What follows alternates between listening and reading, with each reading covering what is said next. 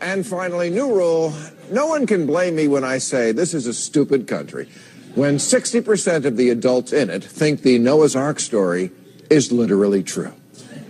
Which is why I'm already sick of seeing the ads for this floating piece of giraffe crap. Although, the movie has been condemned by both Christians and Muslims, so it must be doing something right. And they say it also may lose a fortune for the studio, which would put it in hot water with the Jews, too. Now, I don't know about the elephants on Noah's Ark, but the elephant in the room in 2014 is that we are now a full 4 centuries removed from the scientific revolution. 4 centuries after Copernicus, after the time humans realized that through science, we can actually get a real answer to almost every question about our world, like where does the sun go at night? And why does disease spread so quickly on a cruise ship? And speaking of cruise ships, you know, I don't mind that the Noah story is impossibly childish.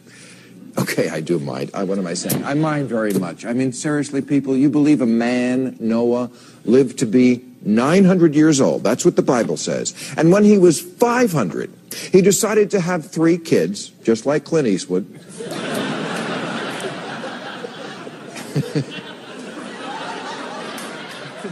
And when he was 600, he and his 3 100-year-old sons built a boat onto which, in one day, they loaded over 3 million animals, all of which were apparently indigenous to within 5 miles of the boat.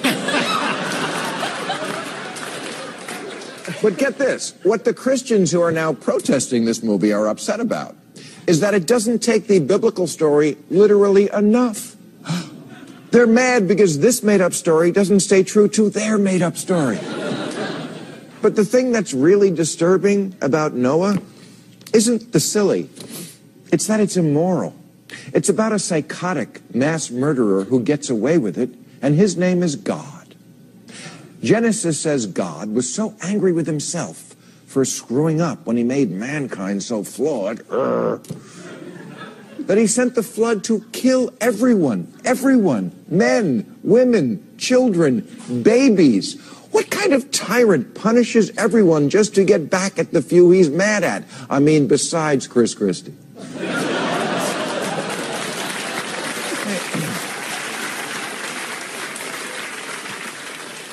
Hey, God, you know you're kind of a dick when you're in a movie with Russell Crowe and you're the one with anger issues.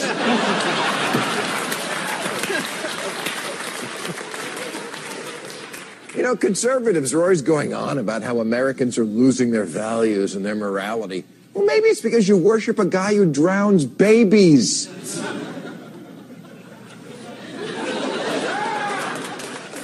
And then God's genius plan after he kills everyone is to repopulate the world with a new crop of the same assholes who pissed him off the first time. With predictable results. He kills millions more. If we were a dog and God owned us, the cops would come and take us away. Why are we getting our morals out of this book? Why do people follow any of it? You know, I'm reminded, as we've just started Lent, that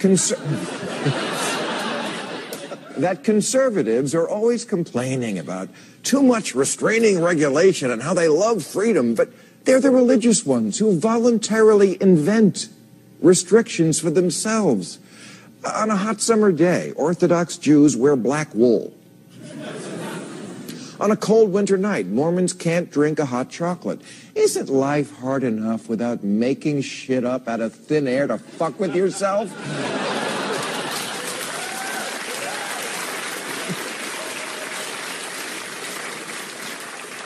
Don't we have enough rules to follow and enough asses we have to kiss in reality? Your boss, your spouse, the tax man, your parole officer, your horny cellmate? Without fabricating made-up new ones? Jews can't eat ham. Jehovah's Witnesses can't buy Girl Scout cookies. The Amish can't drive cars. Catholics can't masturbate. Scientologists can't go to therapy. Baptists can't dance. Sikhs can't shave. And Lord knows, Muslims can't take a joke.